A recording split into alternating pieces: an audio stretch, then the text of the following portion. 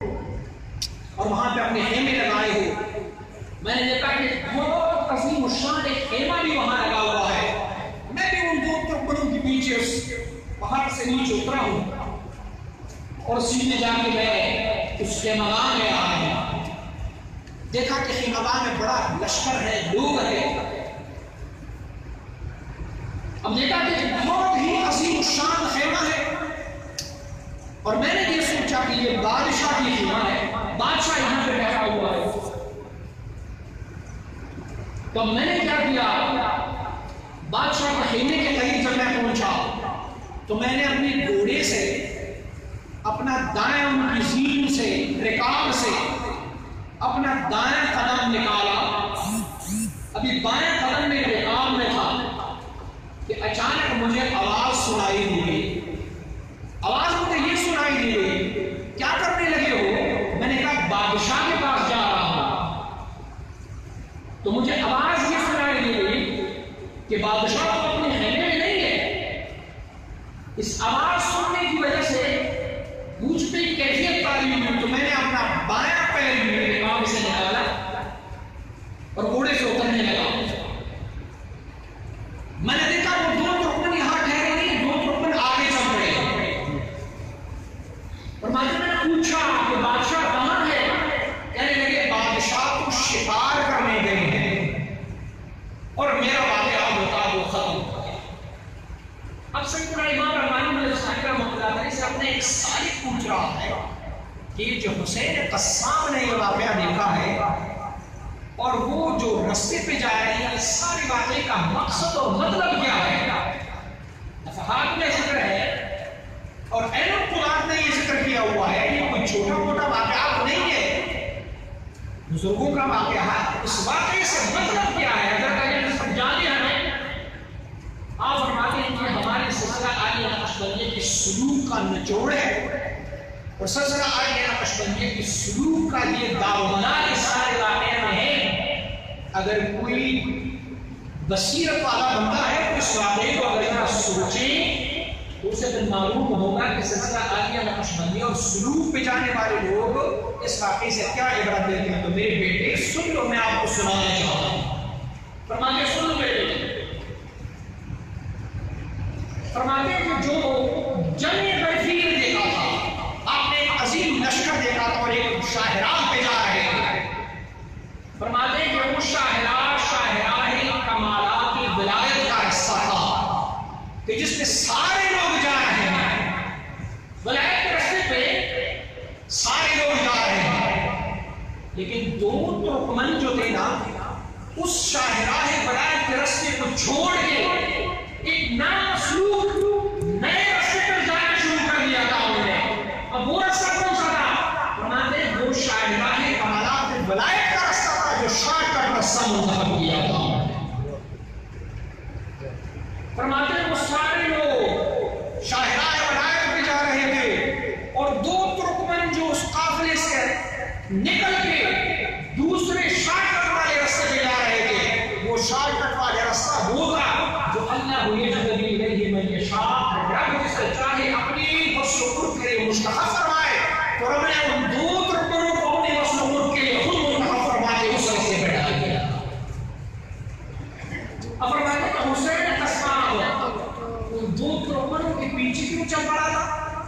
کیوں سارے قافلے کے ساتھ نہیں جا رہا تھا؟ فرماتے اس میں ہمارے لیے ایک دلیل ہے.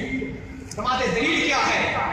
فرماتے خود تو آپ نہیں جا سکتے، رستے کا پتہ نہیں، نامسلوک ہے، اسے تمہیں پتہ نہیں کہ اس رستے میں گھاٹیاں ہیں، سمندر ہے، اس میں بڑے بڑے سیلاب، دریا، سمندر، گھاٹیاں سب کچھ آ رہے ہیں. فرماتے یہ راستہ بڑا خطرناک ہے.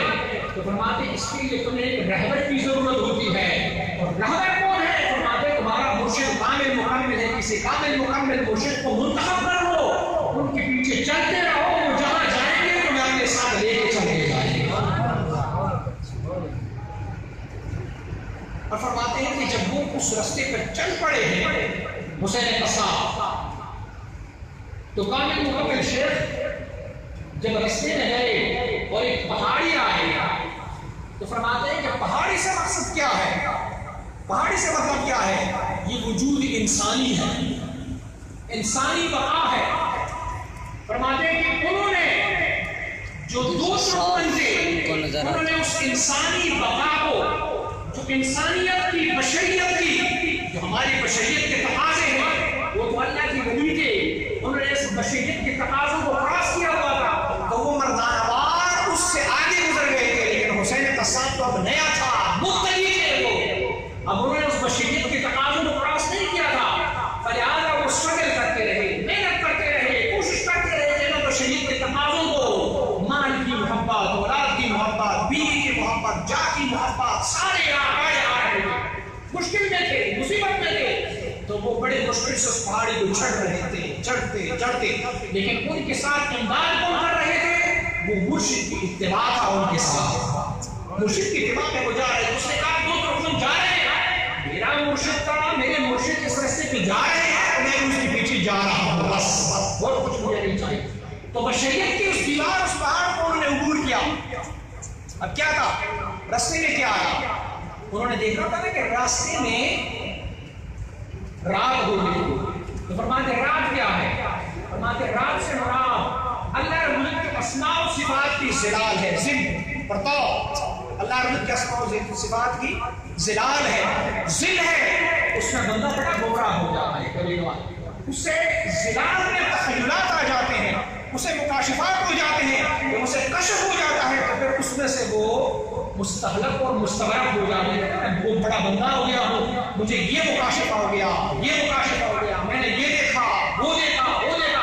امام ربانی بن ثانی رحمۃ اللہ علیہ فرماتے ہیں تلک الخیالات تربى بها اطفال الطریقہ، فرماتے ہیں یہ کشف و مکاشفے، یہ حال اور یہ کیفیت جو ہے، یہ تو خیالات ہے، سوچ ہے، تربى بها اطفال الطریقہ، اس میں سے طریقت کے بچوں کو بہلایا جا رہا ہے، انہیں دکھایا جاتا ہے۔ ہم اپنے بچے کو ڈاکٹر کے پاس لے کے جاتے ہیں نا، تو انہیں کیا کرتے ہیں؟ انہیں ٹافی دیتے ہیں، بچہ آپ ہم دکان سے چیز لے کے دے دیتے ہیں، تو پھر بچہ ہمارے ساتھ جانے پہ راضی ہو جاتا ہے، وہاں ڈاکٹر کے پاس لے کے جاتے ہیں، وہ ٹیکا شیکا لگا کے دیتا ہے۔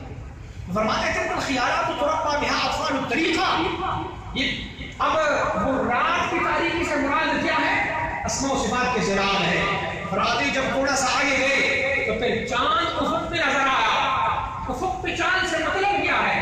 فرماتے افق پہ چاند جب نظر آتا ہے تو پھر اسماء و صفات سے وہ نکل کے اصل اسماء و صفات تک پہنچ جاتا ہے، تو اصل اسماء و صفات کی وہ نورانیت اس کو نظر آ رہا ہے۔